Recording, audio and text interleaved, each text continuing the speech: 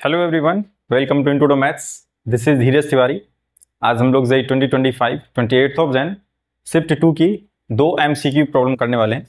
दोनों का डिटेल में सॉल्यूशन देखते हैं। तो पहला प्रॉब्लम क्या कह रहा है, if A and B are the points of intersection of the circle x square plus y square minus 8x equal to 0 and the hyperbola, यहाँ पर एक हाइपरबोला दे रखा है x square upon 9 minus y square upon 4 equal to 1 and a point P moves on the line 2x minus 3y plus 4 equal to 0। यहाँ पर एक जो पॉइंट P है वो इस लाइन पर कहीं मूव कर रहा है। Then the centroid of triangle PAB, triangle PAB कैसे बनेगा कि दो पॉइंट ऑफ इंटरसेक्शन यहाँ पर आपको गिवन है और एक पॉइंट P आपको यहाँ पर गिवन है। इन तीनों पॉइंट्स को मिलाएंगे तो आपको एक ट्राइंगल मिलेगा और उस ट्राइंगल का आपको यहाँ पर सेंट्रॉइड बताना है। ठीक है, तो सॉल्यूशन देखते हैं इसका। तो क्वेश्चन में उसने बोला है कि यहाँ पर इंटरसेक्शन हुआ किन किन का, सर्कल और हाइपरबोला का। ठीक है, ये हाइपरबोला की इक्वेशन है, ये सर्कल की इक्वेशन। तो क्यों ना हम पहले इनसे पॉइंट ऑफ इंटरसेक्शन निकाल लें। अगर पॉइंट ऑफ इंटरसेक्शन पता चल जाएंगे तो ए और बी के कोऑर्डिनेट आ जाएंगे। तो ए और बी के अगर कोऑर्डिनेट आ जाएंगे फिर पी के बारे में सोचेंगे। तो पहले हम ए और बी फाइंड आउट कर लेते हैं किसी तरीके से। तो यहाँ पर इक्वेशन क्या दे रखी है, x square upon 9 minus y square upon 4 equal to 1। अगर हम इसको सिंप्लीफाई करूं तो कितना हो जाएगा, 36 एलसीएम लेता हूं तो ये हो जाएगा 4x square minus 9y square equal to 36, right. और यहां पर सर्कल की इक्वेशन क्या दे रखी है, x square plus y square minus 8x equal to 0। मैं क्या करता हूं, यहां से वाई स्क्वायर निकालता हूं, वाई स्क्वायर इक्वल टू ये हो जाएगा आपका 8x एंड माइनस का एक्स स्क्वायर। ठीक है, इसमें पुट करता हूँ इस इक्वेशन में। तो यहाँ से 4x स्क्वायर माइनस 9 और वाई स्क्वायर की value 8x and minus x square equal to 36। हम क्या कर रहे हैं, point of intersection find out कर रहे हैं। तो ए और बी के कोऑर्डिनेट मिल जाएंगे अपने को। तो 4x square minus 72x plus 9x square equal to 36। ठीक है, ये कितना हो जाएगा, 9 plus 4 13x square and minus 72x, यहाँ से आएगा आपका that is minus 36 equal to 0, right. कितना अपने को यहाँ पर मिल गया। अब 13 इंटू 36 अगर करें तो कितना आएगा, और यहाँ से हमें 72x दे रखा है तो इसको भी ब्रेक करना पड़ेगा। तो 13 इंटू 36, 36 इंटू 13, तो फैक्टराइज करा लेते हैं बेसिकली। तो यहाँ से कितना आ जाएगा आपका, मल्टीप्लाई कराने की क्या ही जरूरत है, फैक्टराइज कर लेते हैं। यहाँ पर 36 हो जाएगा आपका 2 2 4 3 इंटू 3 इंटू 30। ठीक है, अब इन फैक्टर्स से अपने को 72 लाना है। तो यहाँ से किस तरह से अरेंज करें इनको, 13 3 जा 39 एंड 39 2 जा 78 एंड 6। तो 78 और 6 में ये ब्रेक हो रहा है। ठीक है, 78 इंटू 6 में ब्रेक हो जाएगा। यहाँ से 13x स्क्वायर और अपने को नेगेटिव चाहिए तो नेगेटिव 78x और यहाँ से प्लस का 6x और माइनस का 36 इक्वल टू 0। तो यहाँ से कुछ कॉमन आ रहा है, यस 13x कॉमन आ रहा है। तो यहाँ बचेगा x माइनस 6 और यहाँ बचेगा आपका माइनस 6। तो ये आपका प्लस का 6 actually, right. x minus 6 equal to 0। तो यहाँ से x माइनस 6 आ गया और एक ब्रैकेट में 13x प्लस 6 इक्वल टू 0। तो एक x की वैल्यू यहाँ से प्लस 6 आ गई और एक आ गई आपकी माइनस 6 अपॉन 30। ठीक है, तो यहाँ से x की दो वैल्यू आई हैं। तो अब इस x की वैल्यू को अपन पुट करते हैं इसमें। तो यहाँ से अपने को y कोऑर्डिनेट मिल जाएगा। सो यहाँ से वाई स्क्वायर, मैं अभी x इक्वल टू इसमें 6 पुट करता हूँ। ठीक है, पहले 6 लेकर के चलते हैं, देखते हैं क्या आता है। यहाँ से x इक्वल टू 6 लेकर चल रहा हूँ, ये हो जाएगा y square and this is 48 minus 36 which is 12। So y becomes plus minus 2√3, right. y की यहाँ से दो वैल्यू आ गई अपने पास में। ठीक है, और माइनस 6 अपॉन अगर 13 पुट करता हूँ, इसको भी सॉल्व कर लेते हैं। तो यहाँ से y square equal to 8x which means minus 48 upon 30, right. ठीक, यहाँ से x स्क्वायर करेंगे तो कितना हो जाएगा, 36 अपॉन 169। सॉल्व करते हैं, 160 9। ठीक है, अच्छा यहाँ से अगर आप देखो ये भी नेगेटिव ये भी नेगेटिव, तो वाई स्क्वायर कैसा आ जाएगा, नेगेटिव आ जाएगा, विच मीन्स वाई इमेजिनरी, जो कि पॉसिबल नहीं है। ठीक है, तो यहाँ पर क्या करेंगे, ये आप प्रोजेक्ट कर देंगे। ठीक है, अपने को सिर्फ रियल से मतलब होता है यहाँ पर। तो क्या करेंगे, x इक्वल टू 6 आप लेकर के प्रोसीड करेंगे इस क्वेश्चन को। तो यहाँ से आपको ए और बी के देखिए कोऑर्डिनेट मिल जाएंगे। ए के कोऑर्डिनेट कितने हो जाएंगे, यहाँ से x अगर मैं 6 रखता हूँ तो एक बार मेरे को 2√3 रखना पड़ेगा y, और एक बार b 6 माइनस 2√3 के साथ चलेगा। ठीक है, ए और बी के कोऑर्डिनेट अपने को मिल गए, इतना आधा काम हो चुका है यहाँ से। अब पॉइंट पी के बारे में डिस्कस कर लेते हैं। पॉइंट पी है क्या, मैं इसको हटा देता हूँ स्पेस का, मैं अपने को चाहिए था ए और बी, वो मिल चुका है यहाँ से। तो यहाँ पर पॉइंट पी क्या है, इस लाइन पर लाई करता है। या तो पॉइंट पी पता होता, अगर पॉइंट पी के कोऑर्डिनेट्स पता होते तो हम लोग यहाँ से क्या करते, सेंट्रॉइड निकाल लेते डायरेक्ट फॉर्मूले से। बट प्रॉब्लम क्या है यहाँ पर कि पी इस पॉइंट पर लाई करता है। अब कोऑर्डिनेट्स क्या होंगे ये तो नहीं पता, बट कोऑर्डिनेट किस फॉर्म का होगा ये अपन पता लगा सकते हैं अगर इस लाइन पर लाई कर रहा है। तो यहां से जो लाइन दे रखी है that is 2x minus 3y plus 4 equal to 0, ये अपने को एक लाइन दे रखी है यहाँ पर। ठीक है, अभी करते क्या है, कोऑर्डिनेट तो पता है नहीं अपने को पी के, बट कोऑर्डिनेट का फॉर्म क्या होगा इस लाइन पर जो लाई करेगा वो निकाल सकते हैं अपन। तो यहाँ पर मैं क्या करता हूँ, एक्स को कोई एक दूसरा पैरामीटर मान लेता हूँ, लेट से अल्फा।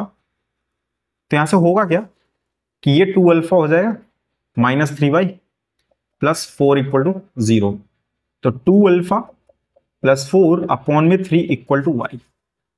तो यहां से देखो अपने को p के कोऑर्डिनेट्स क्या मिल गए, यहां से अल्फा x कॉमा y, मतलब alpha comma 2 alpha plus 4 upon में 3।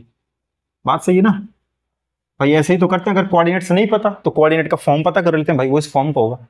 अब यहां पर एक ही अननोन है अल्फा, मैनेज हो जाएगा। अपना वही सेंट्रॉइड वाला कॉन्सेप्ट लगाते हैं यहाँ पर।